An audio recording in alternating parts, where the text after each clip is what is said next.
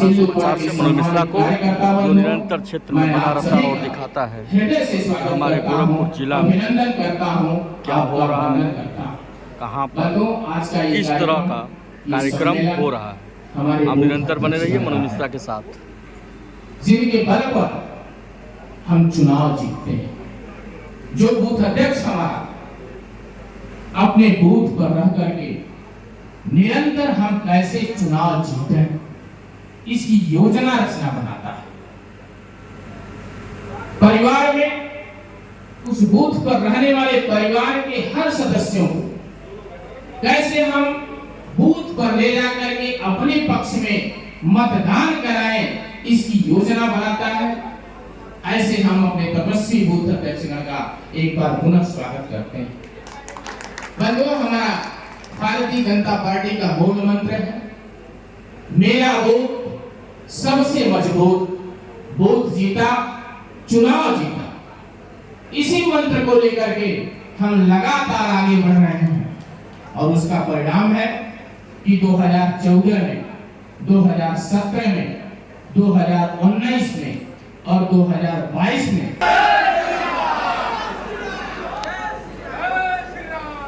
हमारे बड़हलगंज के मंडल अध्यक्ष आदरणीय अखंड प्रताप शाही जी और इस सम्मेलन में आए सभी बूथ अध्यक्ष अपनी जगह पर एक बार खड़े हो जाए।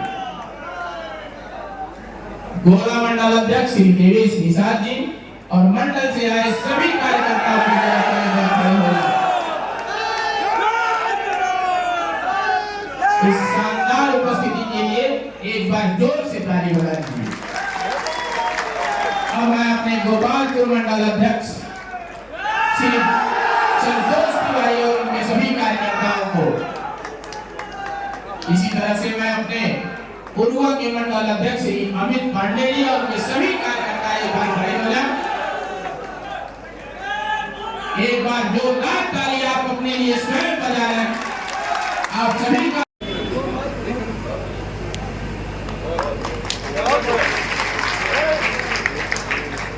अब हम आग्रह करेंगे बसंत प्रधान इस जो विधानसभा के भाजपा लोकप्रिय विधायक का सदस्यता ग्रहण किए हैं, तिवारी जी से कि वह हमें और अपना सभा में मार्गदर्शन थे। देने का कष्ट करें।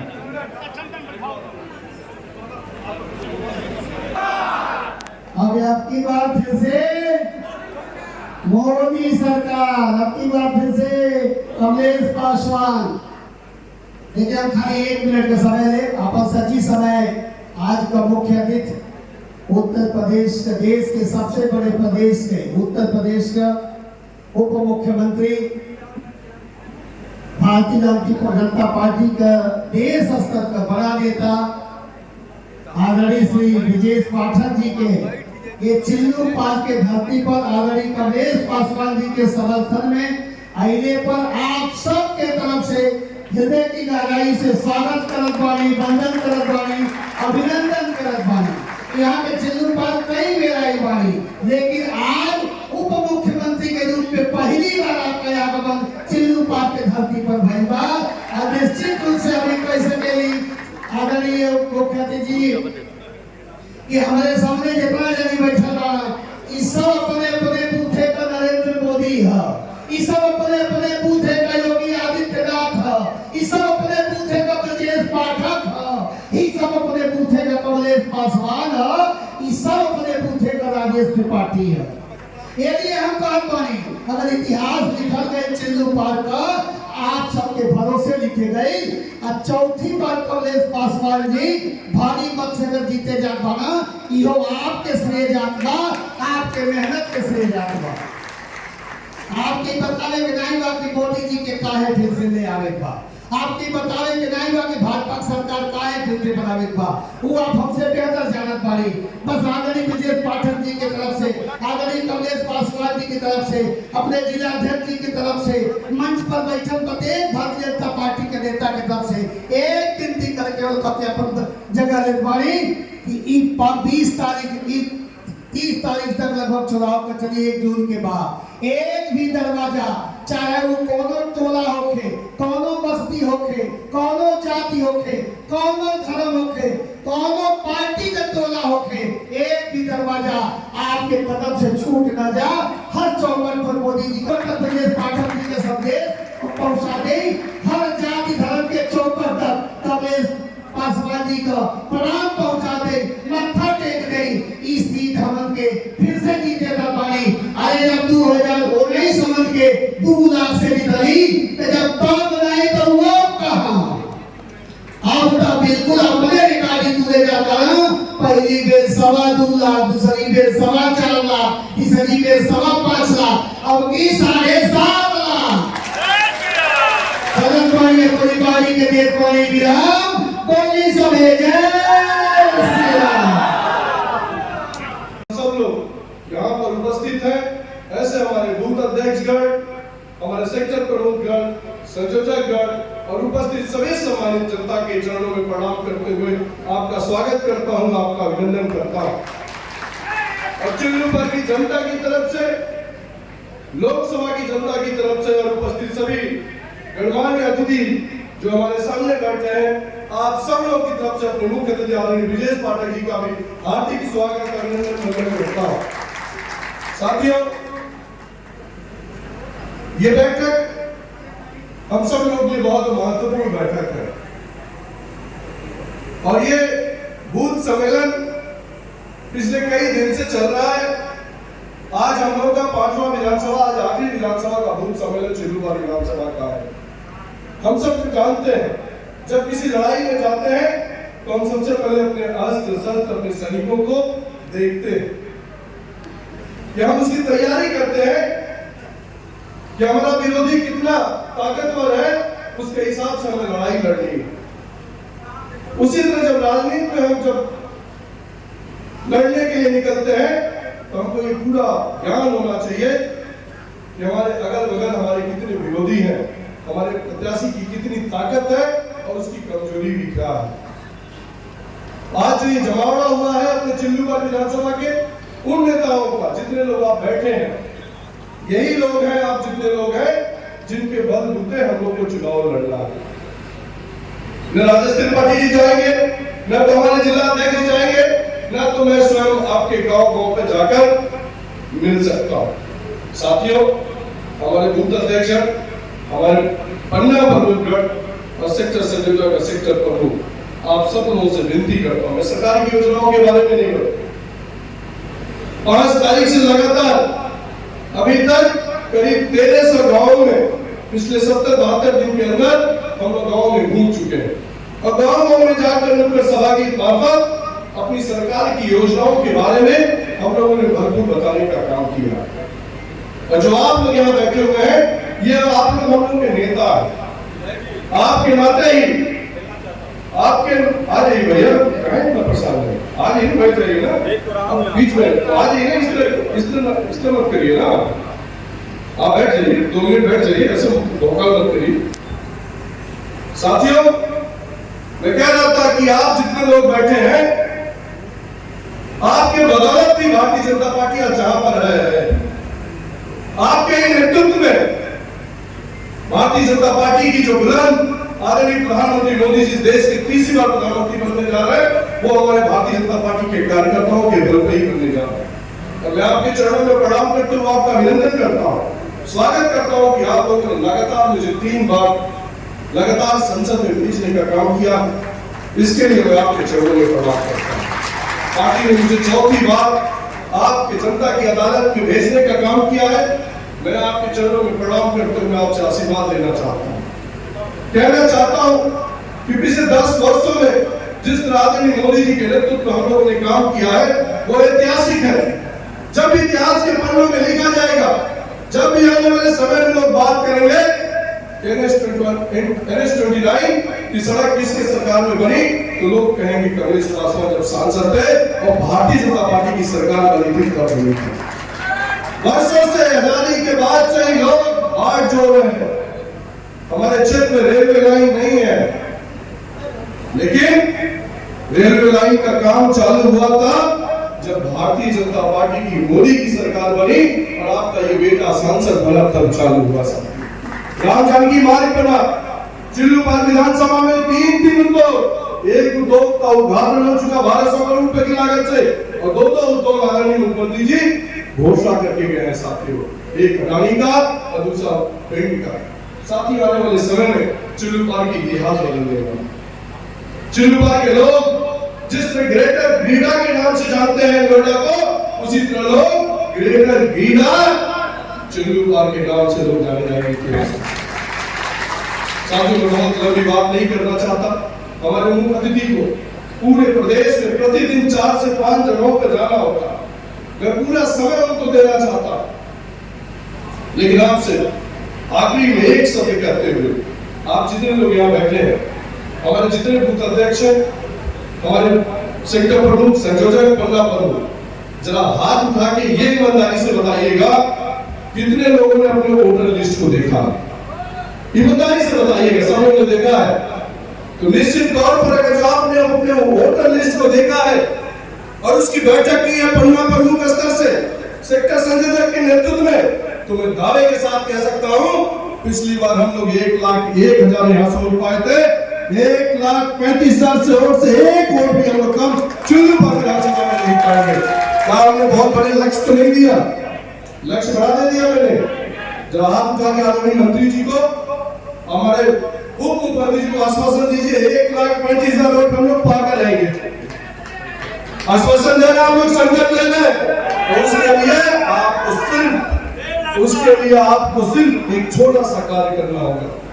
जो मैंने आपसे कहा कि आप अपने बूथ स्तर पर पन्ना प्रमुख उसकी एक बैठक कर लीजिए, आने वाले 4 से 5 दिन में बैठक कर लीजिए, कौन सा वोटर मेरा है, कौन सा वोटर मेरा नहीं है, और कौन से वोटर को क्विज नेता को भेजकर हम प्रयास कर सकते हैं, तो मुझे लगता है कि हम लोग सफल हो जाएंगे अपना जो लक्ष्य हमने टारगेट तय किया है। मैं अपनी बात को देता हूं विराम। बोलिए जय श्री राम, जय जय श्री राम। बहुत बहुत धन्यवाद। धन्यवाद। आदरणीय साथ मैं आह्वान करना चाहूंगा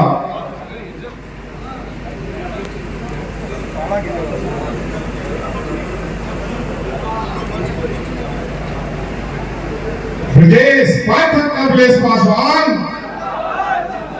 ब्रजेश पाठक कमलेश पासवान, राजेश तिवारी।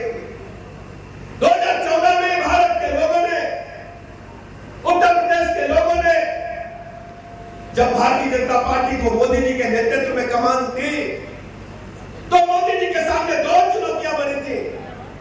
एक तो दुनिया के पैमाने पर भारत की वास्तविक ताकत को दुनिया के समक्ष रखना था, और दूसरी तरफ अमीरी और गरीबी में जो खाई बढ़ रही थी उसे समाप्त करना था। आपने देखा होगा मोदी जी ने 14 में जब देश की कमान संभाली, तो दुनिया के लगभग ढेर सारे राष्ट्रों का दौरा करके भारत माता की वास्तविक ताकत को दुनिया के सामने रखा, और गरीबी और अमीरी के बीच में खाई मिटाने के लिए सैकड़ों गरीब कल्याण योजनाएं प्रारंभ की। आज हम कह सकते हैं पूरे देश के अंदर हर गरीब को पक्का मकान मिला है। पहले भी योजनाएं चलती थी, लेकिन फाइलों तक सीमित रहती थी।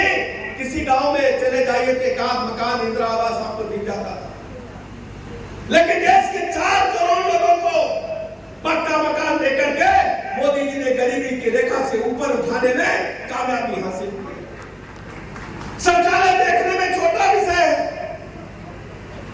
गिलाटीन बन गई, लेकिन गोरखपुर की सड़कों पर, गोला की सड़कों पर हम आप सबने देखा है कि हमारी बहनें, हमारी माताएं शाम होने का इंतजार करती थी, रात होने का इंतजार करती थी, दैनिक क्रिया से निवृत्त होने के लिए, निपटने के लिए लोटा डब्बा लेकर के जब सड़क के किनारे खेत की मेड़ पर हमारी बहन बैठती थी, गाड़ी की हेडलाइट पड़ती थी, बेचारी बेशर्मी के कारण खड़ी होती थी, इज्जत बचाने के लिए खड़ी होती थी।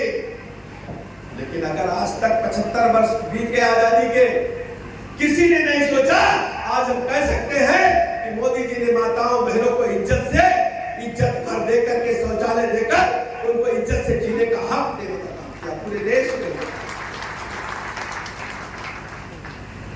सड़कों का बुरा हाल था, जब टूटी सड़कें आती थी लगता था उत्तर प्रदेश आ गया, लेकिन आज 75 के 75 जिलों को 4 लेन से जोड़ करके 2,72,000 किलोमीटर डामरी के सड़कें बना करके गुणवत्ता परक परिवहन व्यवस्था उपलब्ध कराने का काम आपकी सरकार ने आपके वोट में किया। आज उत्तर प्रदेश सर्वाधिक एक्सप्रेस वे वाला स्टेट है। 6 एक्सप्रेस वे हमारे चल रहे हैं, 6 और पाइपलाइन में है। पूरे भारतवर्ष में नंबर 1 पर अगर सड़क मार्ग कहीं है, हाईवेज है, तो आज उत्तर प्रदेश है। बिजली के बारे में आप जानते हैं, पहले अपने यहाँ कोई रिश्तेदार आता था, 2017 से पहले हालात क्या थे? कोई गिरजा फूफा आते थे, पूछते थे बिजली दिन में आ रही कि रात में आएगी। एक हफ्ता दिन में बिजली आती थी, एक हफ्ता रात में बिजली आती थी, और बिजली जाती थी या तो समाजवादी पार्टी के गांव सही में जाती थी, ये रामपुर वाले बड़े मियां के यहाँ बिजली जाती थी। लेकिन आज हम कह सकते हैं कि 75 के 75 जिलों को बराबर बिजली देकर सभी जिलों को वीआईपी बनाने का काम आपकी सरकार ने किया है, भारतीय जनता पार्टी की सरकार ने किया है, योगी जी की सरकार। पीने के पानी के लिए कितने जतन करने पड़ते थे। हम लोग भ्रमण पर जाते थे जब एमपी एमएलए गांव में, जिलाध्यक्ष हमारे पार्टी के नेता जाते थे, लोग कहते थे इंडिया मार्ग का एक नल लग जाए तो गांव में पीने की पानी की समस्या समाप्त हो जाएगी। लेकिन आप सोचो, जल जीवन मिशन मोदी जी ने दुनिया की सबसे बड़ी योजना प्रारंभ की। गोरखपुर में टंकी से पानी आएगा, नल से जल आएगा, लोग मान सकते थे। लेकिन क्या चिल्लू पार के गांव में, बांसगांव के गांव में घर घर टोटी से नल से जल आएगा बगैर भरे कोई सोच सकता था? लेकिन मोदी जी ने इस योजना को धरती पर उतारा। आज हम कह सकते हैं कि बांसगांव के हर गांव में पानी की टंकी बना करके घर घर नल से जल पहुंचाने का काम तेजी के साथ चल रहा है। स्कूलों का बुरा हाल था, बच्चे स्कूल जाना नहीं चाहते थे, अभिभावक चाहते थे कि प्राइवेट मॉन्टेसरी स्कूल में चले जाए। स्कूल की बिल्डिंग ध्वस्त हो रही थी, बच्चों के पास ड्रेस नहीं थी। अपनी सरकार 17 में जब आपने बनाई तो अपनी सरकार ने कायकल्प योजना के तहत बेसिक शिक्षा के सभी स्कूलों को उच्चीकृत करते हुए प्राइवेट स्कूलों की तरह बनाया।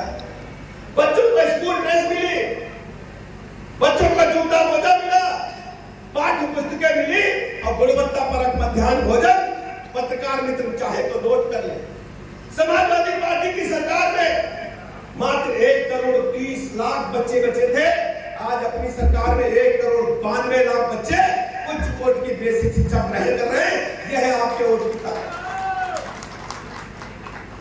घर में कोई बीमारी आती है, cancer, kidney, liver, heart fail, सबसे पहले गरीब आदमी के डी के मां कहते बिके, फिर उसकी खेती बिकती नहीं, घर बिकता था। जो मरीज है वो तो की वजह से मरी जाता था, पूरा परिवार छिन्न हो जाता था। लेकिन मोदी जी ने नाम से प्रारंभ किया। आप तो संकल्प पत्र में सभी हम फील करेंगे व्यक्ति को। 17 में कॉलेज थे प्रदेश में, 2000 मोदी ने हर जिले मेडिकल बनाए जाने के साथ काम कर करने वाला है। स्कूल अस्पताल